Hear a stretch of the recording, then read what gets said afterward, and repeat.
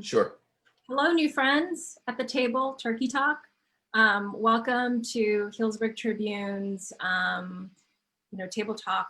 I believe this is the very first time that we've had this sort of Facebook Live to address gratitude and what Thanksgiving means during these crazy pandemic times.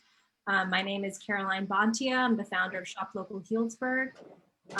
And I'm really excited to moderate and be part of this panel to help learn more about our amazing Sonoma County residents and how we're all doing and feeling connected during this time.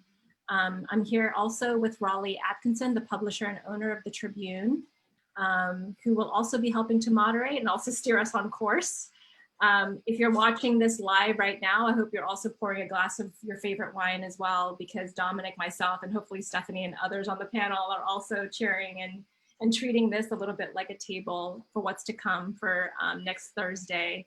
So with that, I'd love to get everyone to introduce themselves too around this Zoom Facebook Live.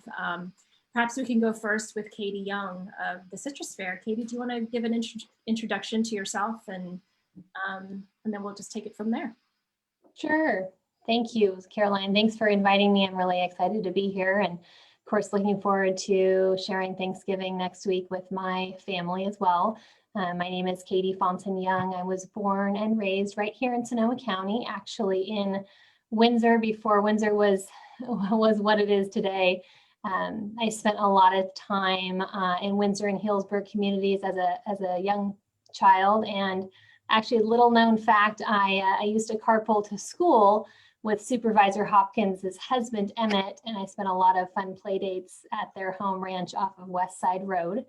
I am born and raised a ranch girl, and I showed horses competitively growing up, was really active in 4-H and raised lambs for the Healdsburg and Sonoma County fairs. And I always knew I wanted to contribute to, the county's ag industry. So after graduating from Cal Poly, I went to work for the Sonoma County Farm Bureau. And then after that, I spent about 7 years at the Sonoma County Fair as the deputy manager and the interim manager. My husband farms wine grapes and olives for the Jordan family in Alexander Valley. And several years ago, we moved from Sebastopol up to Cloverdale, and we absolutely love the community up here. We had our daughter here. She just turned 5. Her name is Lucy. Her birthday was on Halloween, actually. And then, a great opportunity presented itself to me to join the team at the Cloverdale Citrus Fair. And it was just the perfect transition. So I'm living and working close to home. Great. And what's your favorite Thanksgiving side dish? Gosh, probably would have to be my mom's cornbread stuffing. It's one of those recipes that is super simple and easy to make, but it's a must-have on our Thanksgiving table. Wonderful. And we'll go next with Dominic. Please share a little bit about who you are. Sure. My name's Dominic Fapoli. I grew up in Sonoma County as well. Actually, everybody's interconnected. Katie's brother and I were in the same class in high school. So grew up in Windsor, spent most of my life outside of college in Windsor and in Sonoma County. I'm in the wine industry. I own Christopher Creek Winery with my brother and some partners. I'm actually sitting in the vineyard. And so I've had this place for about 8 years now, and we specialize in way too many wines. We make like 40 different wines, but Pinot Noir is our big thing growing up in Russian River. And then my other hat, I've been in local government for 8 years now. I was a planning commissioner for 2 years. I was elected to the city council in Windsor 6 years ago, and then vice mayor for 2 years, and then mayor for 2 years. And then I was just elected as the first elected mayor in the history of Windsor. So I will always be an answer to a pub trivia question in Windsor at some point. Who was the first elected mayor in Windsor? So that will be my forever claim to fame. And I'm also chairman of the for Sonoma County for this whole year. So I'm head of the 9 cities, and we meet on a weekly basis with all the mayors, and I get to see Supervisor Hopkins every single week, along with Supervisor Gorin. And my favorite side dish for Thanksgiving is, of course, Pinot Noir. I mean, come on, that's a side dish, right? Congratulations, Dominic. Yeah, Congratulations. And can we get a quick pan of your amazing background, which is not fake? It's like the Sure. real. So we're in the vineyard, and then this is our tasting room. So you sit by the pool, looking Wow, at the view. So you all need to come out and drink some Pinot with me soon. that's wonderful. Plenty of room for safe social distancing while drinking wine. Great. Thank you for that intro. And Reverend Sally Haynes, do you mind sharing a little bit about yourself? Yes. So I'm Sally Haynes Hubble, and I'm the rector of St. Paul's Episcopal Church here in Healdsburg. That's a picture of the church behind me. It's an actual photograph that turned into something that looks more like a painting, but when we downloaded it like that, but that's a real rainbow over it, which is great. I have been here since 2013. I'm originally from North Carolina, and actually my parents are listening to this right now from Wilmington, North Carolina, George and Letitia Dolan. They're the ones who joined there. Oh, there they are. Oh, this is a first. How sweet is this? Yeah, from North Carolina all the way. Oh.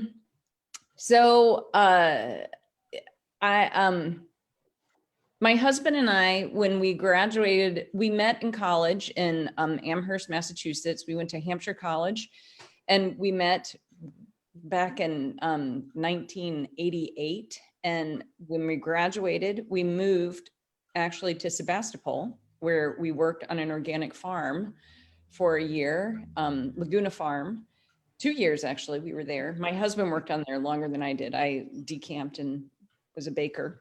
And then we went on our way. David went to graduate school in Wyoming. I went to graduate school at Duke and ended up back in North Carolina. And it was sort of a wild fluke that we ended up back here in Healdsburg. I was visiting someone the weekend before Thanksgiving, walking down Matheson Street, and saw, oh, there's a church boutique, a holiday boutique, and went in. I love church boutiques, that kind of thing, that sort of home crafty stuff. And our boutique is actually this upcoming Saturday.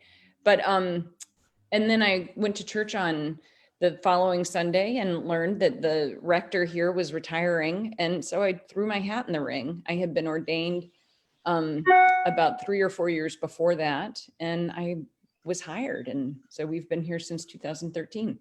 I have 3 sons. They are 23, 20, and 16. My 16-year-old just got his driver's license. So everybody watch out there as you drive. He's at Healdsburg High, a sophomore. The other 2, one is at the University of Denver and the other at the University of Oregon.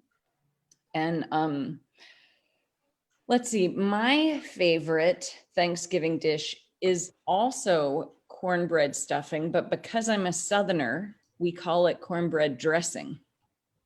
And it's my mom's recipe, who you just saw, just a really good, straightforward Southern cornbread dressing.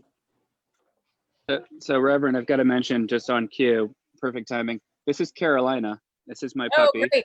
Yeah. And I got her at a wine auction in February, right before COVID started in Charlotte, because I drank too much wine, and she was the last auction item of the evening.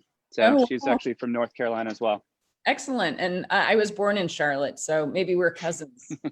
With the Bernie Doodle. Yeah. Well, thanks for that intro. I think next up is Stephanie Meyer. Stephanie, do you want to share who you are? Sure. Hi, everyone. I'm Stephanie Meyer. I have lived in Sonoma County since 2016, so I'm not a lifelong person at all. I'm a transplant from Florida, and I moved out here after meeting my husband and getting married. Basically, he lived here. I lived in Florida. I moved. But I can't imagine a better place to live, and it's been a real interesting thing moving here in the last 4 years, going through the fires, going through a transition for myself. I went from a corporate architecture firm to owning my own business, and just seeing how to grow roots here and get to know the community, and just transitioning in many life chapters. I also became a mother last year. So I've been going through a lot of things in Sonoma County, and it's been a great place to go through all of those changes. So that's basically me. I'm an interior designer and I own my own studio. I work on residential and commercial properties. And it's called Avco Design. And as far as Thanksgiving sides, my favorite is not a healthy side. It's the sweet potatoes with the marshmallows on top. It's the only time of year that you can get away with putting marshmallows on a vegetable and calling it good. That's a good tradition. Absolutely. Well, welcome, welcome. Janine, you're next. Janine, can you hear us? No? Well, we can move on. I don't know if Janine can hear us, but well, let's We could welcome Herman. Okay. There's Herman over there. Hi, Herman. First of all, thank you, Raleigh and Carolina, for inviting me. And I apologize to everybody, but about 3 weeks ago, I was working up on the hill with a crew. We had about 25 acres that burned in the Wallbridge fire, and a limb hit me in the mouth and broke about 4 or 5 teeth. And so when I spoke to my dentist, he told me, he said, just keep the mask on. And because I have some other implants that we're going to be doing. And so I apologize. So it's not a distraction. And I wish I could have maybe I shouldn't have said I wish, that maybe I had to find my way out of paying taxes or something and I broke my teeth. But anyway, I want to thank you so much for this opportunity. Again, I'm Herman J. Hernandez. There is a newer version. I'm the older version. And I have resided in Sonoma County for 50 years.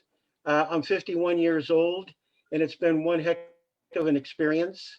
Now, I've been here for 50 years and been in the real estate business for 47, and have had the privilege, the honor to be able to be the founder and the current chairman of the board of LoCien Sonoma County, a Latino-led organization, an organization that convenes, that builds bridges, that is a resource, and working hard to bringing the community together, especially what we have been living through over these last 4 years. The LoCien is a passion and in my heart. Yet, even though we're a Latino-led organization, we still serve the whole community. One of the biggest drives is education, but I need to say that coming from a Latino household, in the traditional, when I was growing up, it was always interesting for my mom, which would prepare a turkey, but could potentially have tamales, or potentially, being that my parents were from El Salvador, could have been those pupusas. So my comment here is I love mashed potatoes, but if you had turkey or you had tamales or you had pupusas, I would end up eating tamales and pupusas. So that's a little bit about me, and you'll get more from me later on as we go on, but I'm thrilled to be here and to interact with all of you. It is definitely an honor. Thank you. Thank you, Herman. Thank you. Nice to meet you. And I had just pupusas at Guizo Latin Fusion last night. So very good food. Thanks for that side dish comment. Speedy recovery to you too. Raleigh, do you have a next person that you'd like to prompt next? Well, instead of introducing myself, this is a great dynamic here. There's my sister with her thumb on the screen right there, Sally McMurray. That's my sister. I did not know.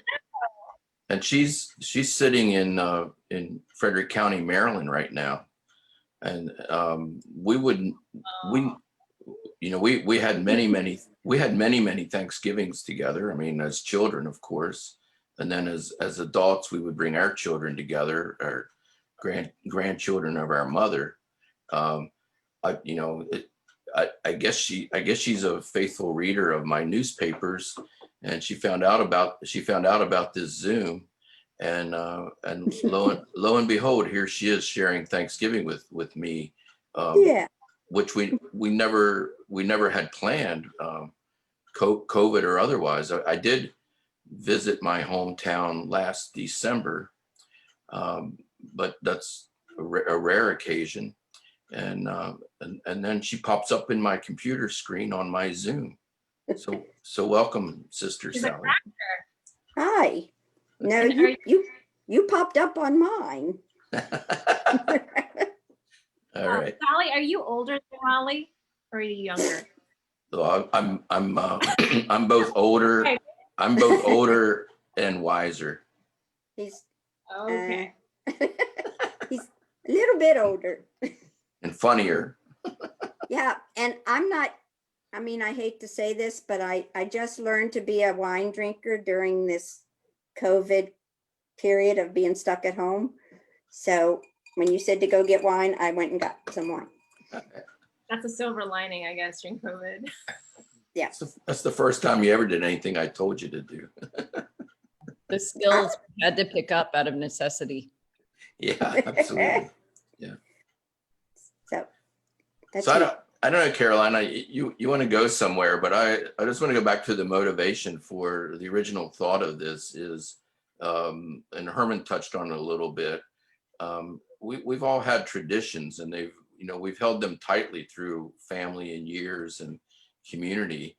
And as we came up to Thanksgiving, we realized at the newspaper that there were stories we weren't going to be able to cover this year. The community Thanksgiving dinners in towns, at the Vets Hall in Guerneville, and in Healdsburg and Windsor, at all of them. And now there's these little drive-by takeout events, and no touching, etc. So we can't replicate or duplicate that in a Zoom or a virtual way, except maybe in our words and just remembrances, and what traditions have brought us here now, and the ones that we want to hold on to, and hopefully 12 months from now can have the best Thanksgiving, the largest table ever when we get back to it. So I was hoping we could talk about our traditions and our favorites, and just a few moments of that kind of sharing. That was the original motivation. Yeah. Do you want to go first, or who should do? Dominic, do you want to share a little bit about that concept of? Sure. I mean, are you talking about in general, or what we're doing this year to adjust? I mean, I grew up in a very big Italian Nicaraguan family, and so lots and lots of food. To Herman, I think, has been the Central American side. Our tamales are a little bit different than some of the other tamales in other countries. They're sweet, and there's a bunch of stuff in them. But I didn't really realize that it was funny until I brought home a girlfriend one holiday, and she told me that it wasn't normal in the rest of the country to have ravioli as part of your Thanksgiving meal. And I'm like, what are you talking about? Of course, that's one of the things that you eat. It's part of the holidays. It's holiday ravioli. So it's the Italian spin on Thanksgiving, which is fun. And this year, what we've been doing, and it's something we started doing at the winery at the beginning of Shelter in Place, and we've kind of adjusted it to kind of family and friends, is we called it the Sip Club. So it's the Shelter in Place, essentially wine drinking on Zoom. So we get together and we do this, and and that's the great thing is, if ever we're going to have to deal with this in modern times, thank goodness that we have the technology to be able to actually stay connected. If we would have done this in 2000, had gone through this, can you imagine what a difference it will be? So, so we've been embracing the technology inside of things. So what we do is almost every single week, we'll ship out the same wine to our friends and family and some of our wine club members throughout the whole country. And so everybody has the same wine, and then we open up the bottle or a couple bottles together, the same bottle. So it feels a little bit more like we're drinking together, because we talk about like, what are we tasting? And then, you know, it kind of blends into stories. So I think thanks to technology, we're able to do that. And it's the same plan for this Thanksgiving, is to socially distance and be able to connect, like Raleigh's doing with his sister, to be able to drink wine together and enjoy the same experience. So making the best of the situation. That's really great. Reverend Sally, would you mind going next? Can you repeat the question? I'm sorry. May I jump in? I know, because I know what has been happening at St. Paul's at Sally's church. Sally, you know, it's been nine months of, you know, virtual and, you know, worship in place. You know, but you guys have been doing a pretty good job. Could you describe how, you know, you're helping people keep their faith and stay in touch and keep your congregation, you know, collectively together while they can't physically be in place? Yeah. Well, one of the things that that COVID has really shown us is that we actually have two congregations at St. Paul's. We've got the people who come and worship with us on Sunday, and then we have the people who are with us during the week. And we have a shower ministry at St. Paul's, and we've always had that. I mean, it's been here for like 30 years or more.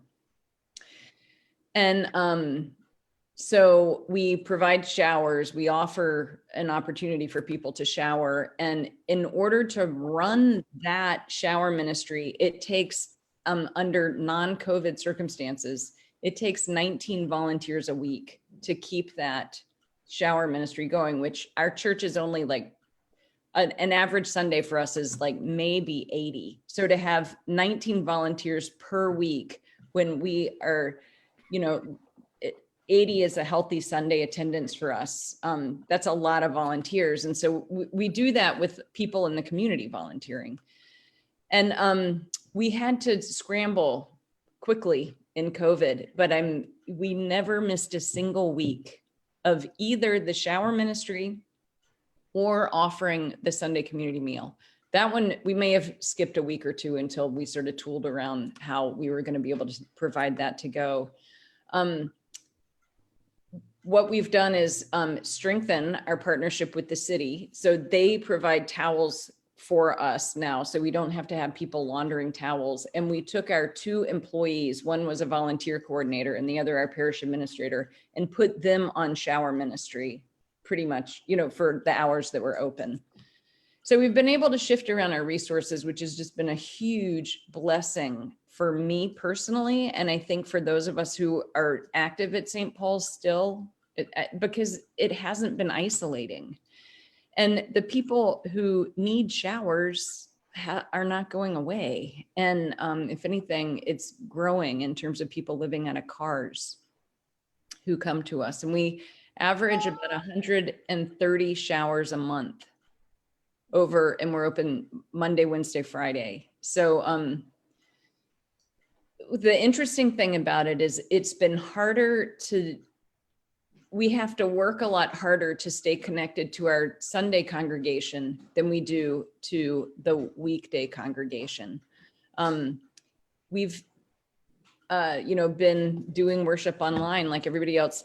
One of the things about Episcopalians is we are total Luddites. We are so bound to tradition and doing things the way we always do them. And the idea of Zoom and Facebook Live is like, oh, no, it's horrifying to like update our language, let alone the technology. I mean, like microphones are controversial in most Episcopal churches. So it's been a huge challenge, but people have really stepped forward. One of the best things that we've been able to do is our music director, who is like crazy smart, has been able to record the choir's voices individually and pull them together in a choir. So when we do our service, it sounds like the choir is still there. I'm going to put my earbuds in because I've been joined. So it's been fun. I will say preaching has been fun, although it's harder, like the technological, when we started this, and Catherine was having trouble getting everything to work. That's like what my every Sunday is now, which is driving me crazy, but there we are. Yeah.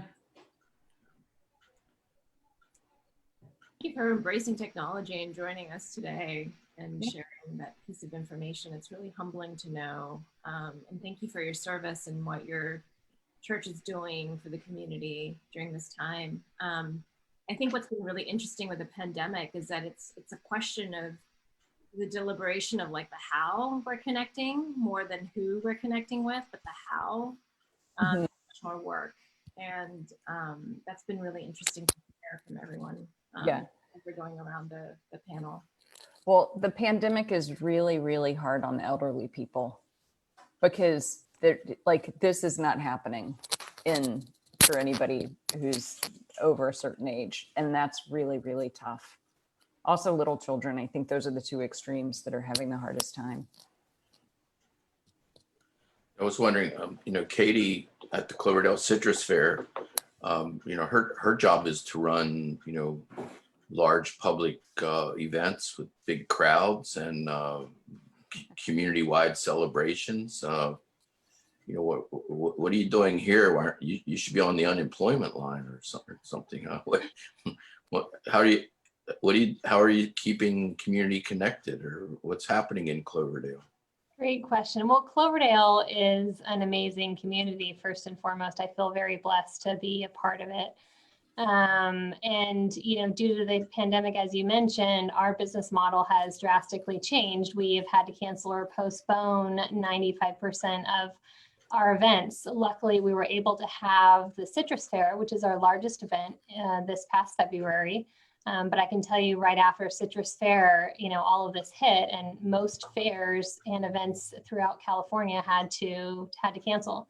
So it's been devastating for sure for the industry. I think for us though, our silver lining really has been our ability to keep the gates open for the community. Our facility is a facility for all, really, in times of celebration and in times of need. And so over the last 9 months, thousands of people have been welcomed to the Citrus Fairgrounds to receive a myriad of services, from COVID testing to getting their flu shot, to giving blood, to picking up food for their families, and even to vote.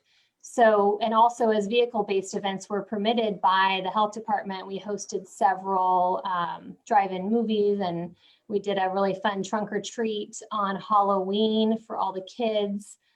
There was a drive-through style trunk or treat event. And then recently we had a fair food frenzy, which supported all of our commercial food vendors that haven't been working as much this year. And so we had a drive-through food event.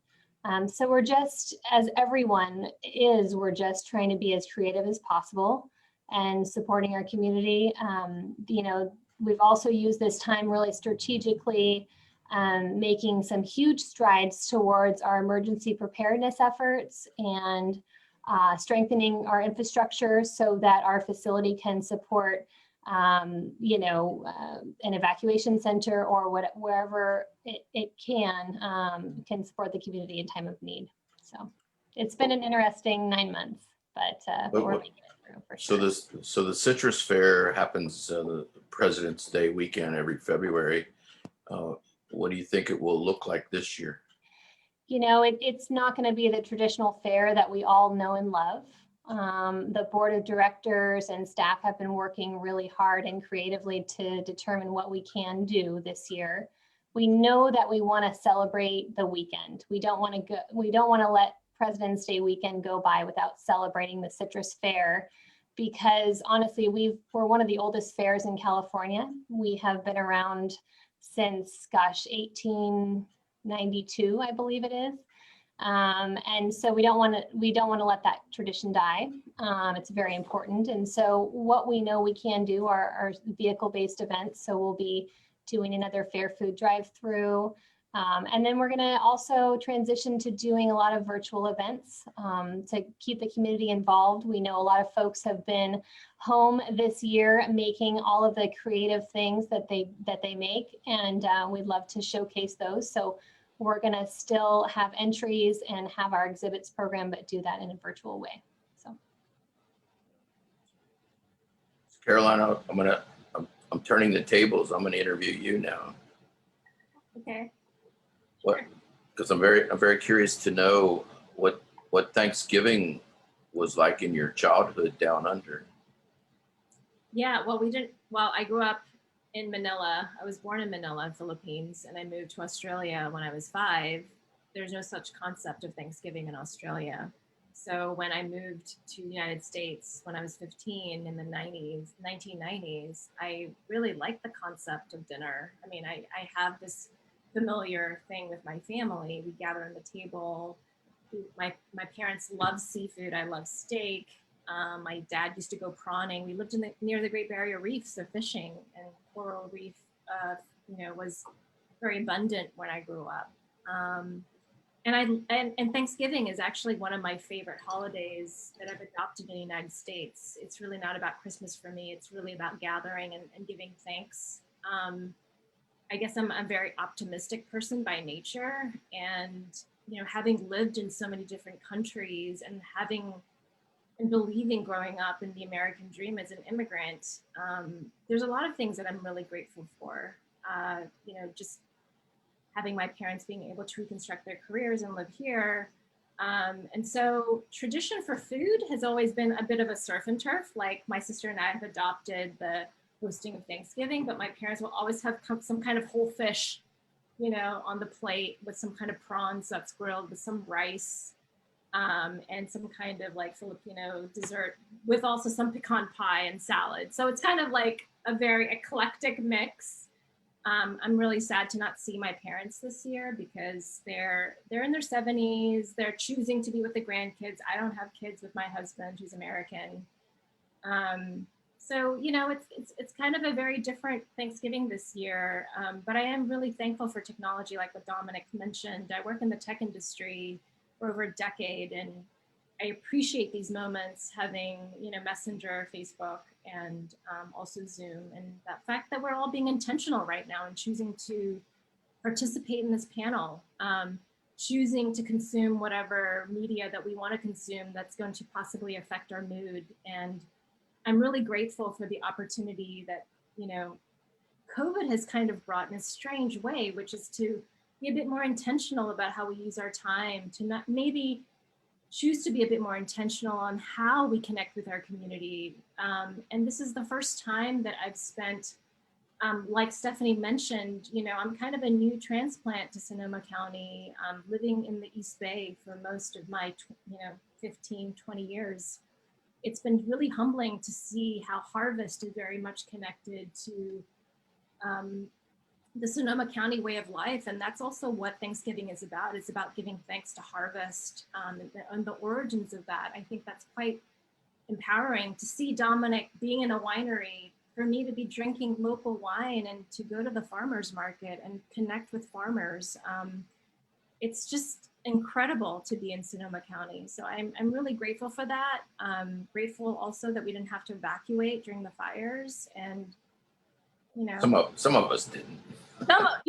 Well, yeah, I'm sorry for some that had to, but we had our bags packed, and it's just the essential things that now I'm really grateful for, like clean air, which blue sky. Like, who knew that living in the United States and in California, we'd have to be cognizant of that. So anyway, that's sort of what I'm grateful for in a long-winded way. So this becomes a complex question when we ask you, Caroline, what is your favorite side dish? I think it's always pecan pie, but it's always that perfect bite of like gravy with potato and whatever protein. It's hard to choose, but it's always that perfect bite. I saw the Hopkins family joined us here a few minutes ago. Emmett and the girls are there. They're muted, and I've asked them to unmute, but they haven't figured that part out yet. I Mother- believe Dominic just had his hand up. Did you need to say something, Dominic? Go ahead, Dominic. Yeah, I've got to swap out to another event, but I Right. mean, I'm guessing the other question inevitably we're going to ask is what we're thankful for, and I'm thankful for Sonoma County and my fellow electeds, and especially Supervisor Hopkins, because I actually haven't physically been around her for the entire year, but we've spent almost every Friday together, and she's been doing such a great job, and she's going to be a great chair of the Board of Supervisors this year. So there's my baton handoff from one politician to another, so she can take the second half. So thank you to Linda, and it's great to see her family on there as well. And happy holidays. Thank you, Dominic. Happy holidays.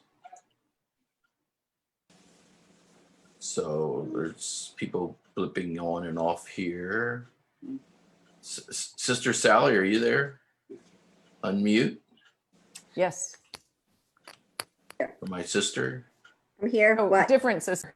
Do you think these people on the screen would believe it if we told them that every Thanksgiving we wouldn't have turkey and a Thanksgiving meal unless we had sauerkraut? Oh my. That's true. Not that I wanted it, but yeah. Yeah, Did you eat it? Do you eat it? still do. Yeah. Ugh. Yeah. Can kind of a- I what? No, go ahead. Oh, it's funny that has just come up. I'm not tooting my own horn, but just because you've been talking about Thanksgiving and the large group thing, I'm like very prestigious position here. I'm the president of the Salvation Army Ladies Auxiliary, which is a small group of ladies and retired ladies that are like, I'm one of the young ones and I'm like near 70, right, Raleigh? And, but the subject of sauerkraut came up because one of the events that we do is we usually serve Thanksgiving dinner to the needy, the homeless, anyone really. And they can come they could come multiple times. And this year it will need to be a drive up, carry out, which was never allowed before, but the health department gave us permission. But we decided this year to not do sauerkraut because because it was just one more thing that we had to put in a separate little cup because everybody doesn't like sauerkraut. And when you're boxing up meals, we didn't want to do that. And my sister, Raleigh's other sister, Vicky, just joined the auxiliary this week. And when I announced as president that we decided not to do sauerkraut, she had a little bit of a problem with that. But so Raleigh, do all these Californians, or at least they are now, know why we have sauerkraut here in Maryland? Well, I don't even know why, but it sure was good. I mean, it's great on top of your mashed potatoes, no question. I know. Yeah. I learned to eat it that way. Yeah. Yep. It's Maryland is a small state, and it's greatly influenced by Germans and the Pennsylvania Dutch. That's it. Yeah. So that's the menu and the food. It's Pennsylvania Dutch. I mean, and for Herman, he didn't mention this, but being here 50 years and being the chair and captain of the Russian River Rotary annual crab feed every year. I'll skip the sauerkraut if you got a Dungeness crab waiting for me. That's my favorite side dish right there. And are you going to have a virtual crab feed this year, Herman, on the river? Or do you know? You talked about it yet? Yes, we are. Yes, we are, and it's in the process of being planned right now. So it's the 30th of January, and Daniela, my daughter, is the president of the Rotary Club. And between her and Herman and a group of individual members, they're pushing hard. So the crab is coming, God willing. Yeah, I give thanks to that. That's kind of crazy, I'm allergic to crab. I risk my life every year and eat a little bit, but I have to. Yeah. Linda, you can hear us. We want to welcome you and your family, if you're there. So good to see you tonight. Yeah, it's a great gathering. Mm-hmm. We get some vegetables off the Hopkins farm, the ranch, and we had Dominic's wine. He dropped by. We can skip the sauerkraut. Who's making the turkey? That's what I want to know. Well, we pre-ordered ours from the Slow Food, from the kids who raise up the heritage turkeys, which is always one of our favorite Sonoma County traditions.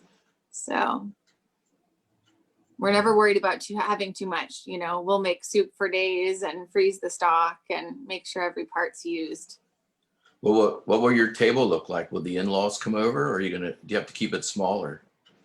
We're going to keep it smaller. Normally we have, extended family that lives in Sonoma County, but this year it'll just be us and the in-laws because they're also our childcare. So they're already part of our little pod. So at least we'll be able to come together for the holidays. And we are actually eating outside as sort of our one, another change that we're making. Just feel like it's a good opportunity. And Gillian would really like to say something. Would you like to say something, Gillian? Because we're gonna, because my birthday's on Thanksgiving this year. Oh, happy early birthday. Yeah, birthday cake on the menu. Yay. Mm-hmm. Wonderful. All about Will you. it be a pumpkin cake? You haven't picked yet, have you, Gillian? What kind of cake do you think? The kind that Aunt Whitney had? Yeah. The kind of ones. Her Aunt Whitney just had a cake from Costo's bakery, one of the princess cakes that was decorated like a pumpkin. So she's thinking about that. Yeah. Uh-oh. Cake envy. Be careful. Yeah. Linda, you're from your community leadership position, you probably have a list of a longer list than many of us that you're most thankful for, and also a list of what you hope and may on Thanksgiving ask for. Are there one of each of those you come to mind? I'm most grateful for actually what we see right here on the screen, which is community, through thick and thin. And as I like to say, through hell and high water, because we have been through both in the last few years. We stick together in Sonoma County, and that's what keeps me going. It's what inspires me for my work. And then I would say that my wish is for a break from disasters, because it's been a little much, pandemic, multiple fires this year. I think everybody's just exhausted, and as much as we're always come together as a community, we're really strong, we're also really exhausted at this point. And I do think that, perhaps parents in particular, distance learning, everything is a challenge this year. But also caretakers and the elders of our community who don't get to see and have that connectivity. So a lot of folks are hurting. So I'm hoping for no floods this winter, hopefully no fires next year.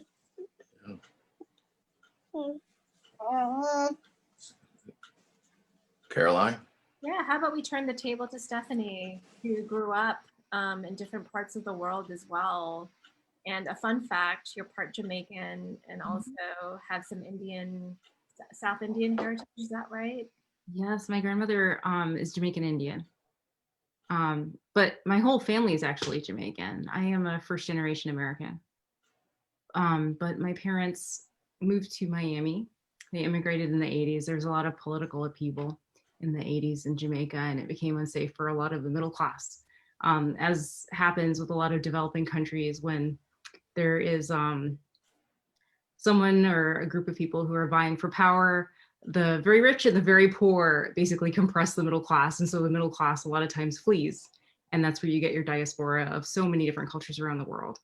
So my parents both moved to the 80s, and in almost a miraculous way, they both come from 6-child families. My entire family immigrated to the United States over 10 to 15 years. And so I do have an aunt and uncle that are back there permanently now, but basically my whole family came to the States. My dad joined the Air Force, and we moved to Japan, and then we moved to England, and then I moved to Florida. They came after, and then from Florida, I ended up moving here. That's the really short version. But one thing that stays consistent, as we've talked about with traditions and family, people from South America and Central America, similarly, the Caribbean has a lot of spicy, delicious food too. And that has always been at our table at Thanksgiving. So we jerk our turkey. I don't know if anyone's familiar with it, but I have marinade going. It's in the freezer. It will come out on Tuesday, and the rest in the fridge, and then we'll roast it. But where do you live? Where do you live? I'm in Santa Rosa. Do you need a drop off? Yeah. Where do you get your where do you get your turkey from? Didn't you mention you get that somewhere? I actually went earlier this week to Sebastopol, to community market, and picked it up from Victorian Meats, Victorian Farmstead. It's one of the Parks family. Yeah. Every year I either go to Willie Bird's or I go to Victorian Farmstead. So those are my 2 turkey places. And you have like a special little butter placement. Should I get it? Can you show your prop? I'll go get it. It's a really fun prop that'll delight everyone. Maybe I've hyped it up, but when Stephanie showed it to me, it brought a lot of life and color into my world. So my in-laws are vegetarians, and like Linda was saying, they're also our childcare. So they're our pod people. And so I got this turkey so that they can enjoy turkey too. It's a butter turkey. Butterball turkey. I love it. Butter, yeah. Wonderful. Fun. Mm-hmm. Some, journalistic question from me. Little serious. I'm wondering, we're watching through these 9 months of the pandemic and the shutdown, that we're seeing big parts and not so big parts of our life changing, and when we sense they're changing permanently, good and bad, a few good and some bad, and some we just have to react to. And we're heading into this holiday season with Thanksgiving, Christmas, and the other high holidays. Do any of you suspect or are on the lookout for how our celebrations might change permanently as we live through this? I mean, I don't know. It's a question, but my eyes are open to watch. I mean, what we're doing right now at this minute is I'm sure we're all hoping we don't do this again next year, that we're all at a table, and wouldn't it be wonderful if everybody that was on this Zoom showed up a year from now at a real table, and we did all the things we talked about? That'd be a great table. That'd be a great table. Yeah. Mm-hmm. Any views or comments on that? Sally, or have you talked about that? Yeah. We're going to keep filming and offering what we do online in a Facebook Live element, and Zoom, like our Bible study and whatever. We look forward to meeting together in person, but we've realized that we can be more expansive by Zoom, like the people who are willing to serve on committees, if you don't have to drive to church at night, is so much more. And one of the other blessings, this is an area where a lot of people are moving away from because of fires, because it's expensive, because people get older and they need to move closer to their children. And we've been able to stay in touch with a lot more people via Zoom. And even though some of our older members have moved away, we're able to stay connected with them more, which has been a blessing in this. Herman, Lo Cien has stayed very active. You're almost meeting, it looks like weekly. Are you going to stay with that format? Yes, we're going to continue doing 2 programs a month. I've got, I wrote down a couple of comments as I was hearing everyone, and I wrote down, old dogs can learn new tricks. And technology has been part of my life in the real estate business, but there were a lot of other areas of technology that I didn't wander off to. And one of the things, referring to your question, Raleigh, is that for 10 years and 2 months, we were brick and mortar. It's someone like myself is a people's person. It's someone that hugs, someone that shakes, and the hug is heart to heart, reaching out to how important each individual person that I meet and that I interact with is so important. And coming from the Latino background, the tradition is family. Just about what we're talking about here with everyone this evening. But I think what's real important, it's kind of like a withdrawal. This is the only time I've seen Linda since March has been through Zoom. And what an opportunity to be maybe a little bit more in contact, but it is really, there's so much in engagement that means so much when you can see the eyes of the person, and I can see all your eyes, but in, being there in person. And that is one of the areas that I'm having difficulty with. The other one is when you talk about the elders, you didn't put an age limit, and I'm somewhere in that elder group, vulnerable group. So it is really difficult. And now to answer your question, yes, we will continue to do virtual. We have reached levels that I never expected to see the numbers of participants and audience. The collaboration within our community to be able to elevate other organizations in our community of all the good that they're doing and how they're being able to bring their services to those in need. And so the impact of education in the direction of what we want to be able to do and have an impact and create a difference, especially within the inequities and disparities, is taking a lot of work. But the impact of technology is giving us the ability to be able to reach out into such large numbers and then repeat for individuals that maybe had missed or want to have a second time to being able to listen to whatever the conversation may have been at that time. But Raleigh, I want to respond to one of your question. What is your most memorable Thanksgiving memory and why? And I want to share with everybody in November of 2010, 10 years ago, my gallbladder went out. It went out on a Sunday, and it took a week before I could get a CAT scan, and I did, and I was programmed to have emergency operation.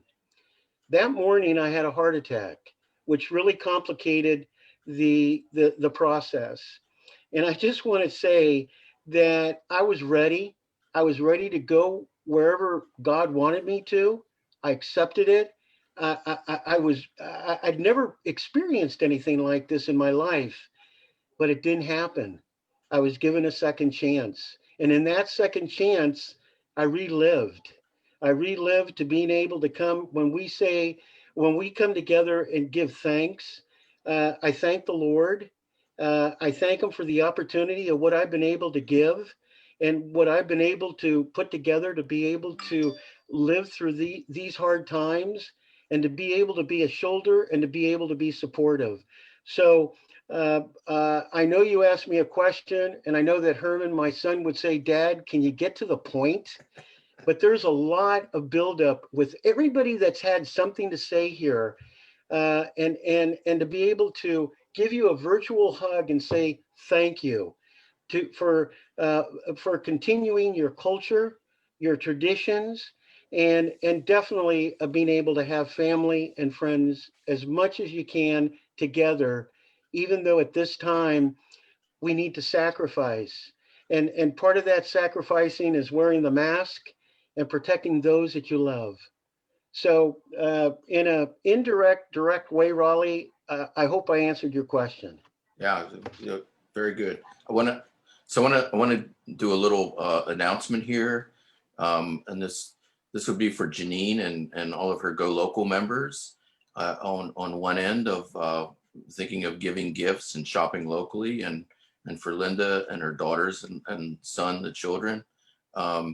Sonoma West Publishers and the Sonoma County Local News Initiative on December 10 is doing a next event like this, a Zoom session that looks very much like this. And Linda, I know your kids aren't going to believe this, but we're actually having the real Santa Claus coming to our Zoom.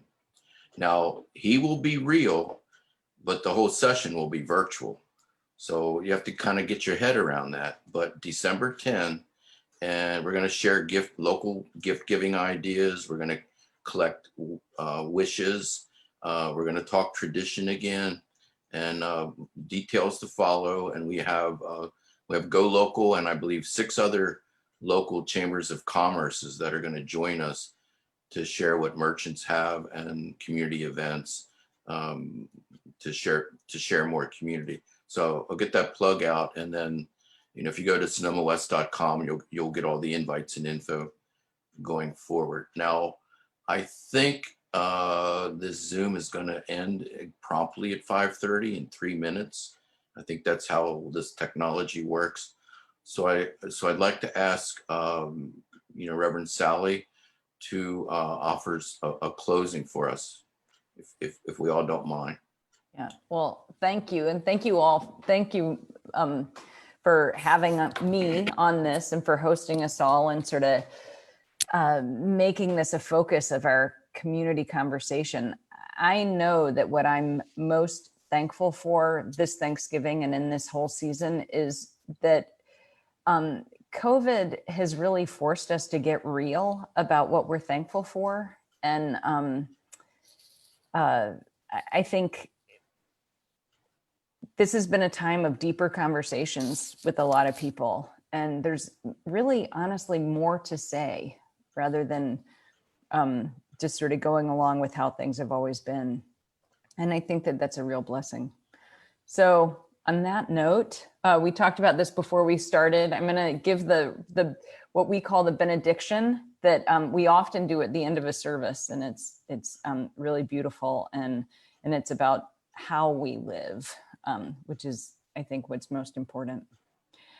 We do not have long to gladden the hearts of those who travel with us, so be swift to love and make haste to be kind, and the blessing of God be upon us all.